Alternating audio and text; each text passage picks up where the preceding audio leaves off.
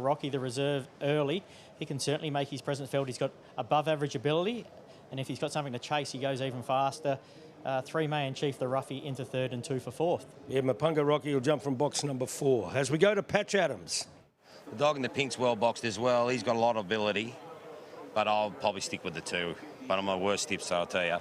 Hey, he's going well, that bloke, isn't he, over there? Buddha, he owns these 3. He's got a pretty good crop at the moment. Yeah, he has, and he deserves it. He puts a lot of hard work in breeding them and rearing them. There's a lot of work involved, and it's a pleasure training these dogs as well. Good luck, mate. Thanks. Anthony has a party there who's handling Marrakesh, one of his trio of runners. Just as we're walking through here, I might get the camera to get down here to Mayan Chief, who obviously back in studio, there was a suggestion of supporting him at Big Oz. He's just got a blinker just on his right-hand side. So for any thoroughbred fan out there who sees that and thinks what on earth's going on, it's very similar purpose to what we would see when they do get applied to a thoroughbred. Buddha Pal, you're handling Gambella. Now, has there been some big offers to buy this girl? Yeah, there has been, yep. You give me nothing tonight. You've won the previous. Can you win this one? Yeah, I got 3 in it, so hopefully. They've all got strange names, so where have they come from? I named them after you, because you're a strange bloke. You are a lovely human being. Where's it come from? Well, I just found them. Just piebald's piebald because of the horse. He's the same colouring as the piebald horse. Yeah, Gambella, Mum found when she was in Canada, and Marrakesh, I just liked it. So. Good luck to Buddha. Geez, he's a lovely human being, isn't he? Funny stuff. Marrakesh, well, there was a song once upon a time called the Marrakesh Express, so maybe it'll live up to that song from a tough draw. But once again, just going 2, 1, 5 and 8 there, my selections. And Nate Rooney, give us yours again. 1, 8, 3 and 2. 1 Giacomo on top. I think the 8 of box 1 here in the early speed might be a forefront in a pretty even final. Number 8, Piebald, I think he's well suited out wide. He can stalk the speed and certainly be strong in the run to the line. Number 3, Mayan Chief at $61. I think he can run a bold race. 1 for the same race multis and exotic players. And then for 4th, number 2, Gambella, got plenty of upside. 1, 8, 3 and 2.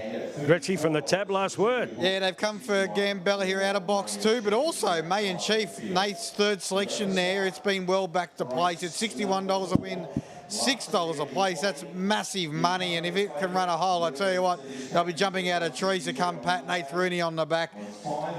But Gambella, all about Gambella, out of box 2, discos now $3, the money continues to come, bets of 500, 700 and 2250 all on Gambella. Let's go to Dan Hibbard now for the 4th on the card on Melbourne Cup night at Sandown. The heat of this series from the red in 29 and 56. Getting set for race number 4.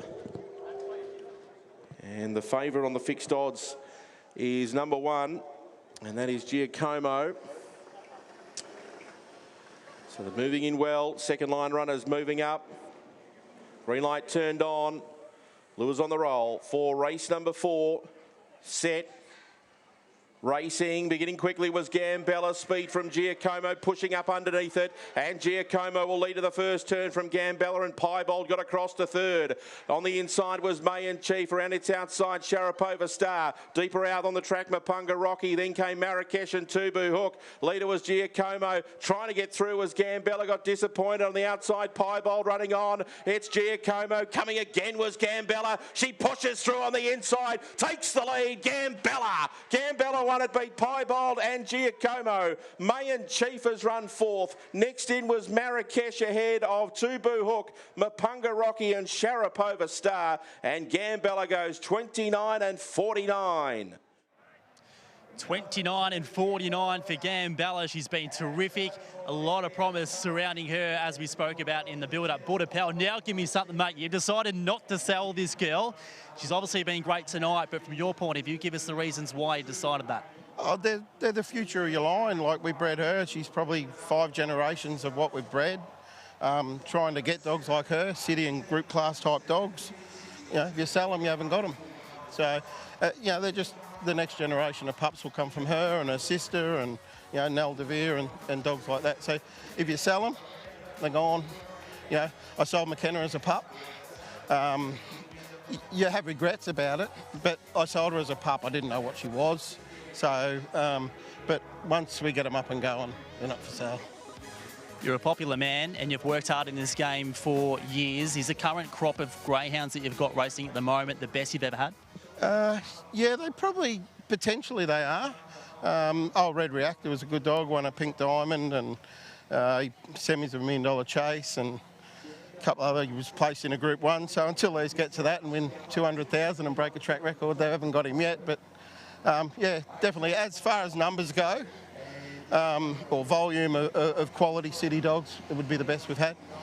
Hey, we know greyhound racing is such a family sport and you share a lot of that hard work with your mum, Bev. How special is that to not only share day to day with her, but these big wins on big occasions? Day to day, she spends half her life overseas. I'm on my own.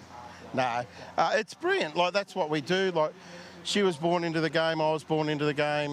You know, my grandfather had dogs, so we were only talking the other day, we've probably been training for 75 years or something combined between us, and you know, we do it because we love it.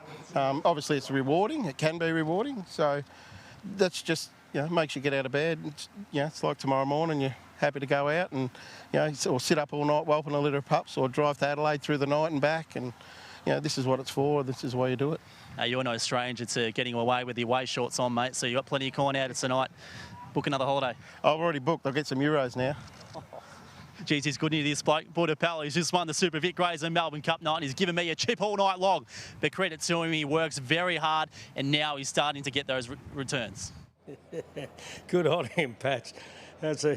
He's a character, isn't he, Nathan? He certainly is a character. He's a really good bloke, and he's a good bloke to Jason Adams. He gives him plenty of tongue-in-cheek comments throughout the night, but he's had a pretty good night.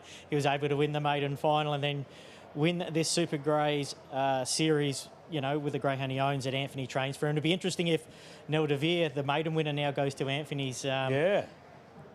Daniel and Bev have been, you know, bringing him through once they win their maidens and their low grades, giving him to Anthony then to travel the countryside and travel interstate and really try to make the best out of these dogs. Obviously, they have a large quantity of numbers, and they're breeders and rarers and breakers and pre-educators, and when they get the ones above average, they're happy to give them to a trainer like Anthony to really put the polish on them, so to speak. Not that Buddha's doing too much wrong with his own crop, but no, it was a really good win, that dog, 29 and 49, and halted a couple of times in the run. Giacomo was a little bit of a roadblock, and I thought that might have been the case, but a greyhound that's only had half a dozen starts, 7 starts now for 5 wins, starting to learn to race, not just getting it all her own way, was able to be the fastest heat winner of the series, but had a few wide runners in the race and was able to overcome a moderate beginning and rail throughout. But tonight she had to really work for it and still post really good numbers on the board. So a really good win for that greyhound, and we'll see plenty more of her in the future. Yeah, too right. No, she overcame probably the last check she got just prior to the home turn. I had my heart in my mouth, but boy, she's got a motor, and she was terrific. Did you take much out of the bag, Gretchy? Oh, the punters are on top tonight. We can't get a win here. We're licking our wounds at tab.com.au. You know, I just want to touch on that May and Chief that Nate tipped at 100 to 1 there, or got out at $81.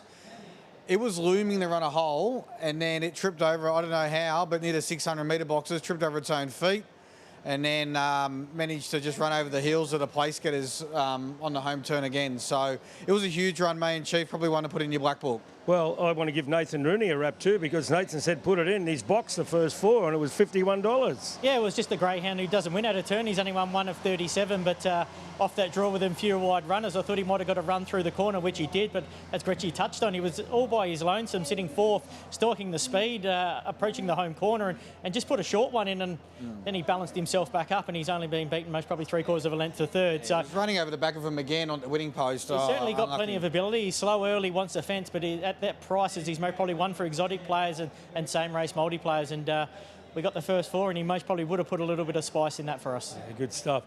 All right, things are really starting to warm up. We've only had 4 races, and we've got 12 on the card.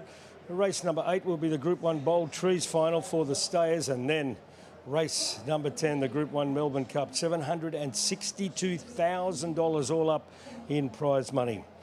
Our next race here from Sandown will be the 5th, the Group 3 Sir John Dillon Memorial over the middle distance.